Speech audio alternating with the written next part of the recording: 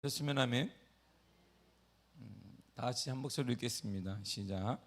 14년 후에 내가 바나바와 함께 디도를 데리고 다시 예루살렘에 올라갔나니. 아멘. 기도하겠습니다. 전번님은 조윤희 박사님. 작정헌금 시작도 하나님이 하시고 끝도 하나님이 할 줄 믿습니다. 남선미 드렸습니다. 하나님 감사드립니다. 하나님 특별히 자녀를 사랑하는 마음으로 믿음을 가지고 드렸습니다. 하나님께서 우리 사랑하는 자녀들에게 믿음을 더하시고 믿음의 하나님을 향한 간절함을 더하여 주시기를 원합니다. 세상을 향한 간절함이 아닌 하나님을 향한 간절함이 회복되게 하여 주시며 오직 하나님을 통해 하나님에 의해 하나님의 역사가 나타나는 귀한 삶으로 인도하여 주옵소서. 하나님을 통하여서 거룩한 역사가 나타나기를 원합니다. 하나님이 주장하시는 역사가 보여져 나타나는 귀한 삶으로 인도하여 주옵소서. 오늘 우리에게 한 날도 허락하심에 앞서 우리가 아침에 모여 주님의 말씀을 주를 찬양하며 주의 말씀을 상고하는 시간을 주시니 감사드립니다. 말씀이 곧 하나님이심에 하나님 만나는 귀하고 복된 시간 우리에게 허락하여 주옵소서. 예수님의 이름으로 기도했습니다. 아멘. 예루살렘을 방문한 오늘 바울 일행에 대해서 간략하게 소개를 하고 있습니다. 다시 한번 1절 읽도록 하겠습니다. 시작. 14년 후에 내가 바나바와 함께 디도를 데리고 다시 예루살렘에 올라갔나니. 바울은 총 5번에 걸쳐서 예루살렘을 방문했습니다. 그러니까 다른 사도하고 다르죠. 일반 사도들은 다 우리 베드로와 이시한 11사도들은 대부분이 예루살렘에만 있었습니다. 그런데 바울은 이방 선교를 목적으로 하나님이 선택했기 때문에 그는 특별한 일을 제외하고는 예루살렘 방문한 일이 없어요. 거기는 특별히 예루살렘 인구의 10분의 1 가까이 넘게 복음화가 벌써 한참 진행 중이었고 많은 고난과 박해가 있었지만 그러나 크리스찬 점점 많아졌어요.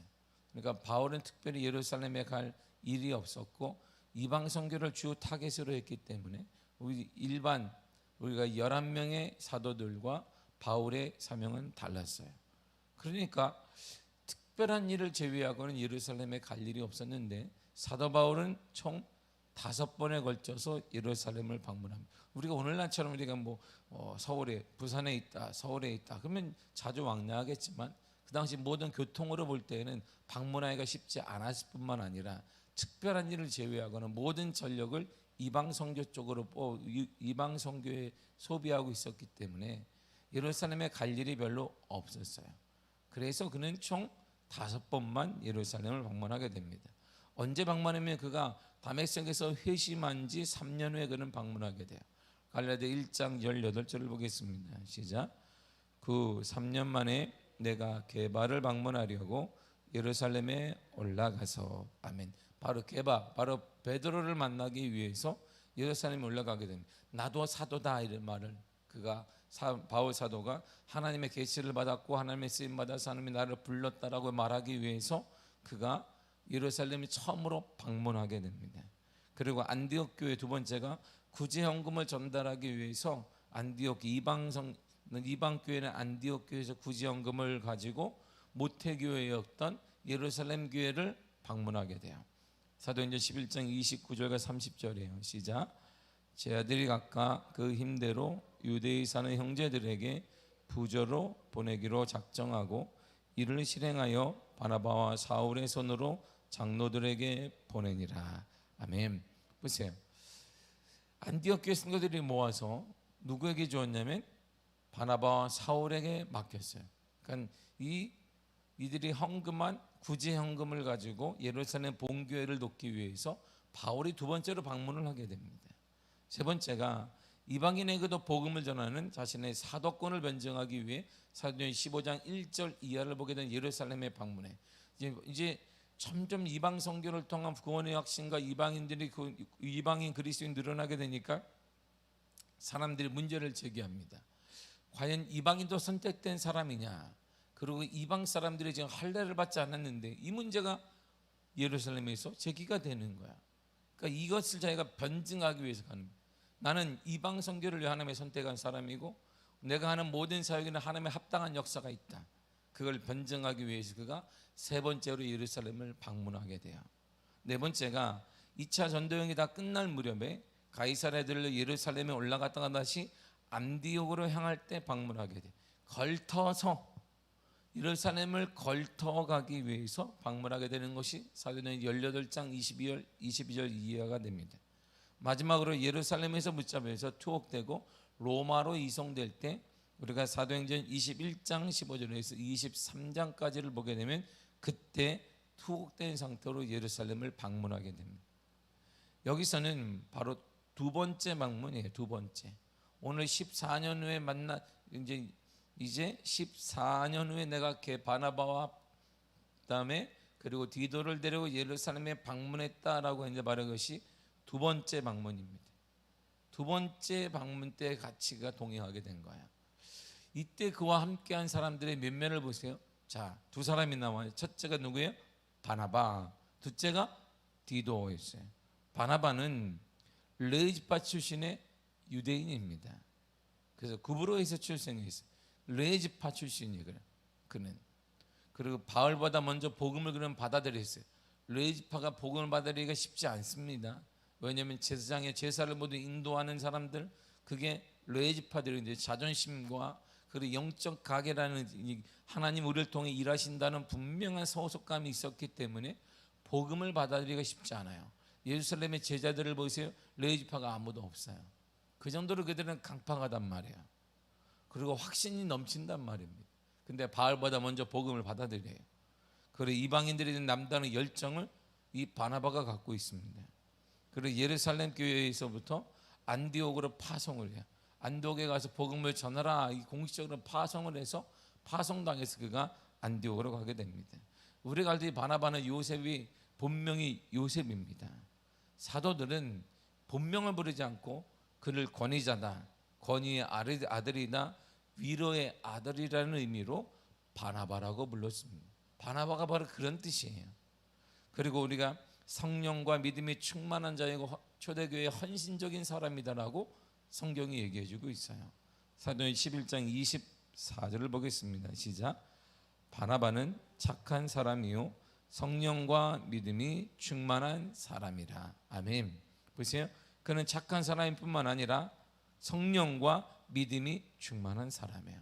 오늘날 이 땅에 착한 사람 많습니다.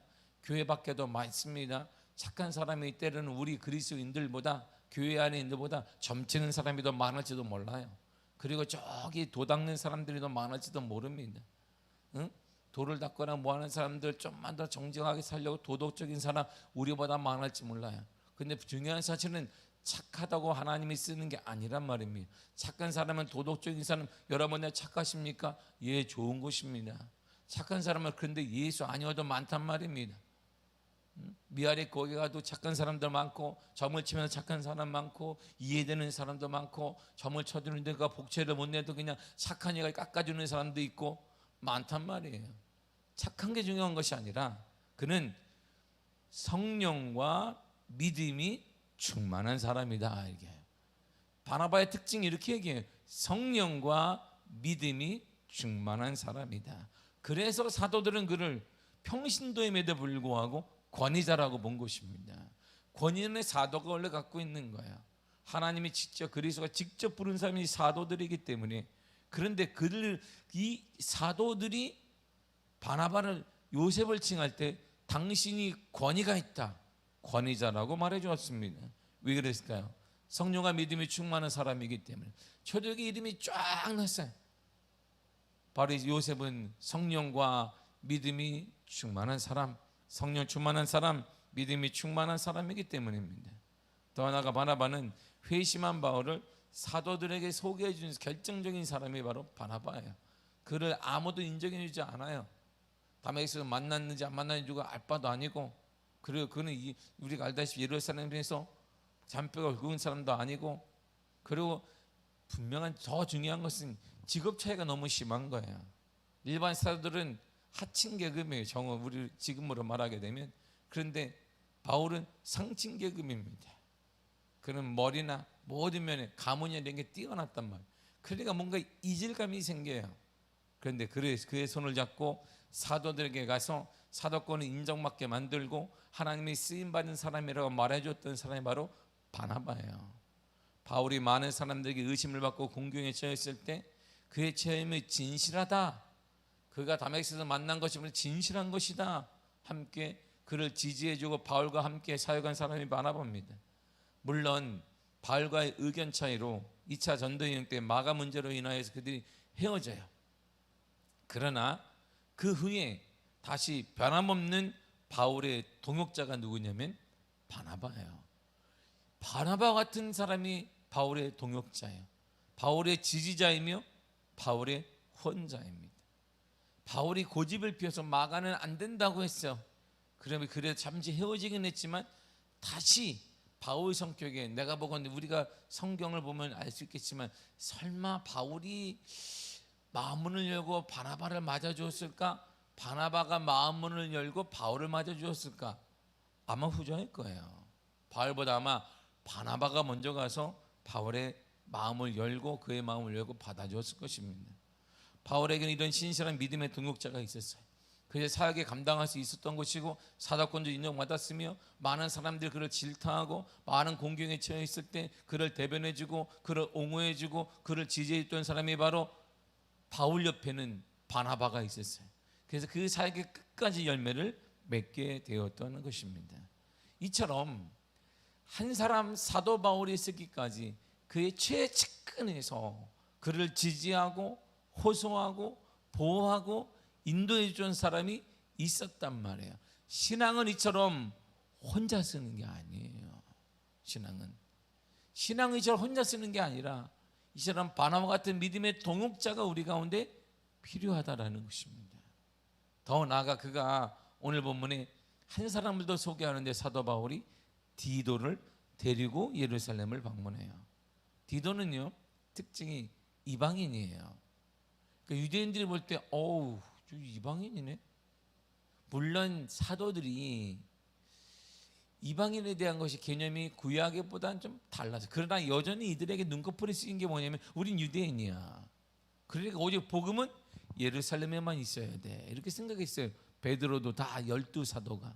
근데 그걸 깬 것이 사도 바울이지만 아직도 이들은 이방인에 대한 인식이 안 좋았어요. 근데 전형적인 사람이 바로 디도입니다. 이방인인데다가 오늘 갈라디아 문제인 할례도 받지 않았어요. 할례도 받지 않은 이방인입니다. 그러니까 유대인들을 볼 때 정말 정통적인 게 하나도 없는 거예요. 아니 할례라도 받든지 아니면 정통 유대인이든지, 유대인도 아니면서 할례도 받지 않은 사람이 디도입니다. 그런데 바울은 이 바울이 가장 신뢰하고 의지했던 동역자 중에 한 사람이 바로 디도예요. 디도를 사도 바울은 이렇게 불렀습니다. 디도서 1장 4절을 보세요. 시작. 같은 믿음을 따라 나의 참 아들 된 디도에게 편지하노니. 아멘. 보세요. 뭐라고 불렀어요? 아들이다. 근데 어떤 아들이에요? 참 아들이다. 참기름처럼. 이게 가짜가 아니란 말이에요. 디도는 내 아들이야. 그런데 어떤 아들, 참 진짜 내 아들이다. 결혼도 안 했단 말이에요. 사도 바울은. 사도 바울이 아들이라고 얘기했던 사람은 성경에 딱 두 사람이 나와요. 누구냐면 디모데와 그리고 디도만 나옵니다. 그들이 얼마나 큰 사랑을 받았는가를 알 수 있어요. 디모데와 함께 바울에게서 가장 큰 아들과 같은 존재가 누구냐면 디도입니다. 그에게 예루살렘 방문은, 디도에게 예루살렘 방문은 첫 번째예요. 왜? 예루살렘에 갈 일이 없어요. 이방인이었기, 여태까지 이방인으로 살았기 때문에 예루살렘 무슨 예배를 하든 뭐 1년에 3번씩 무슨 뭐 예배가 있든 이들은 이방인을 방문할 이유가 없어요.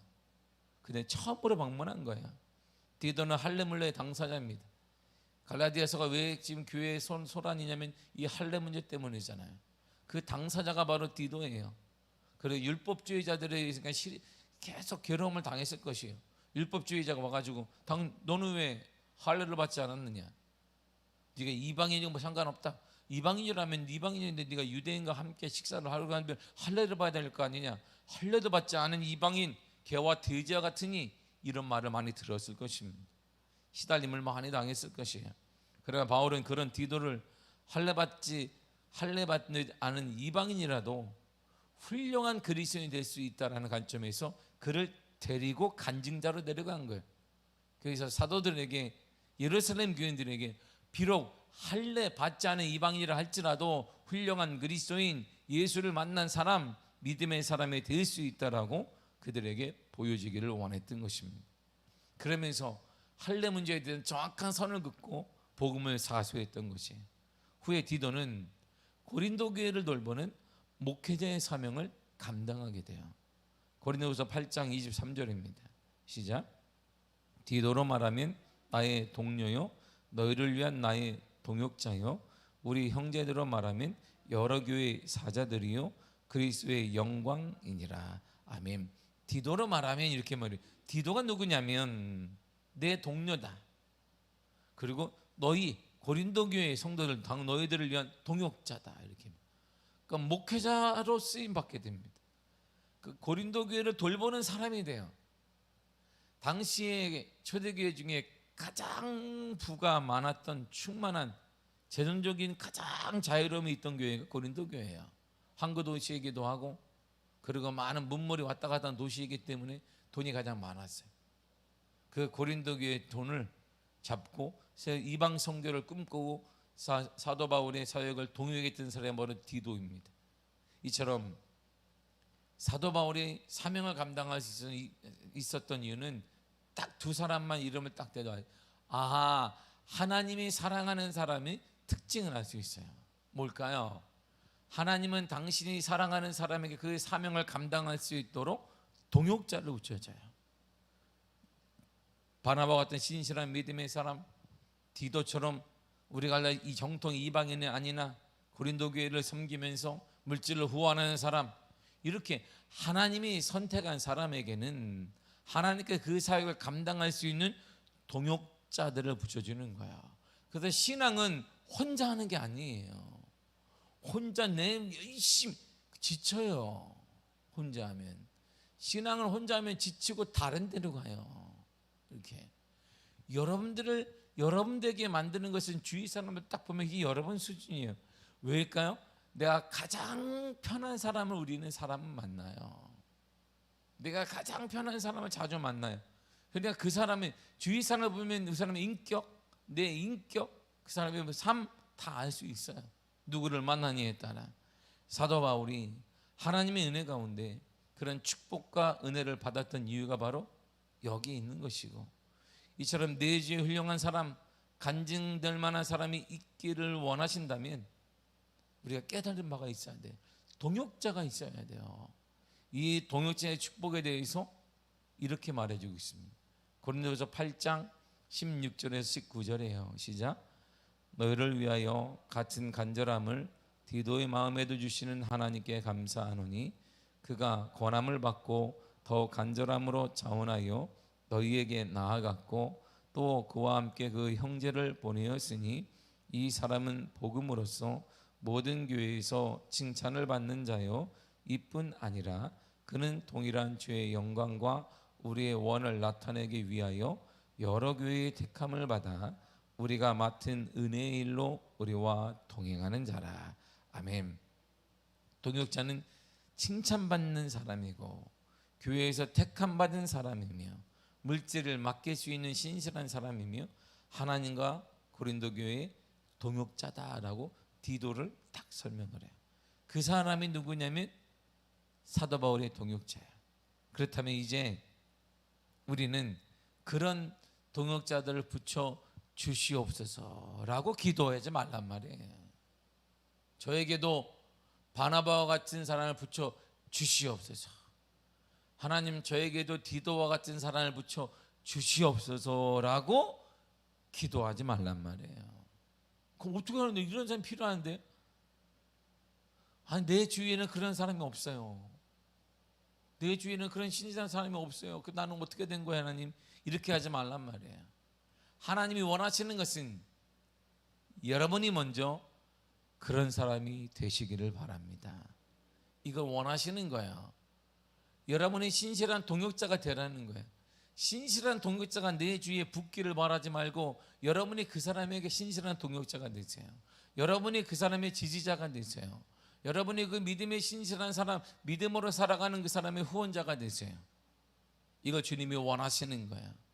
여러분이 신실한 동역자가 되어 디도가 누리는 칭찬받는 사람, 교회에서 택함받은 사람, 하나님과 고린도 교회 동역자로 칭찬받았고 인정받았던 디도처럼 그러한 디도의 복을 누리란 말입니다. 여러분이 그런 사람을 찾고 필요로 하는 그 사람에게 동역자가 되란 말이에요. 동역자를 보내 주옵소서. 나는 왜 없는지 몰라. 내게는 그런 동역자가 왜 없지? 하나님이 나를 버렸나? 이런 어리석은 생각을 하지 말고 여러분이 먼저 그 사람에게, 신실하게 살고 있는 그 사람, 믿음으로 쓰고자 하는 그 사람에게 여러분이 믿음의 동역자가 되어주고 후원자가 되어주고 지지자가 되어주는 그러한 믿음의 삶이 되기를 간절히 축복합니다. 우리 교회도 할 일이 여기 있는 거예요. 우리 교회가 믿음으로 살고자 하는, 믿음으로 꿈꾸고 있는, 믿음으로 목회를 하고 있는, 믿음으로 또한 꿈을 꾸며 다음 세대 어린 심령들에게 우리는 그들의 동역자가 되기를 원하는 거야. 미자리 교회의 동역자가 되어주고 다음 세대의 동역자로 그들을 지지하며 그들을 후원하며 그들의 진실한 동역자가 되기를 바라는 것입니다. 사랑하는 성도 여러분, 여러분의 믿음의 그릇을 넓혀야 합니다. 여러분의 믿음의 그릇을 깨끗하게 준비하시기를 바랍니다. 그리고 먼저 자신을 돌보세요. 그리고 내 자신이 먼저 그의 신실한 그 사람, 믿음의 사람인 그 사람들에게 동역자가 되기에 합당한지 자신을 보세요. 더 나아가 우리 자녀들을 보세요. 우리 자녀들을 내가 동역자가 되어 그를 빛나게, 하나님 나라에서 빛나게 할 수 있는 자질이 있는지를 그를 보지 말고 나를 보시면 답이 나오게 되어 있습니다. 여러분이 가정을 살리는 가정의 자녀들에게 진실한 동역자가 되기를 바랍니다. 세상적인 동역자가 아닌, 세상에 먹고 놀고 잘 살고 성공하게 한 동역자가 아닌 하나님의 영광을 위한 동역자, 하나님의 이름이 드러나는 동역자로 여러분들이 쓰임받게 되기를 간절히 축복합니다.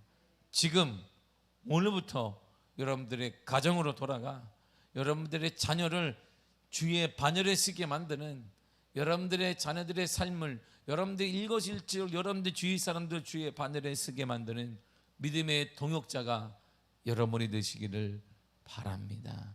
그 동역자가 될 때 디도가 누렸던 것처럼 칭찬받는 사람이 되어지고 교회에서 택함받은 사람이 되어지고 하나님과 그 교회, 미아교회의 동역자로 인정받게 되는 역사가 임하게 될 것이고 필요한 모든 것들이 하늘로부터 여러분들에게 공급되어지는 은혜가 나타나기를 간절히 축복합니다. 기도하겠습니다. 하나님 감사드립니다. 주의 은혜 우리가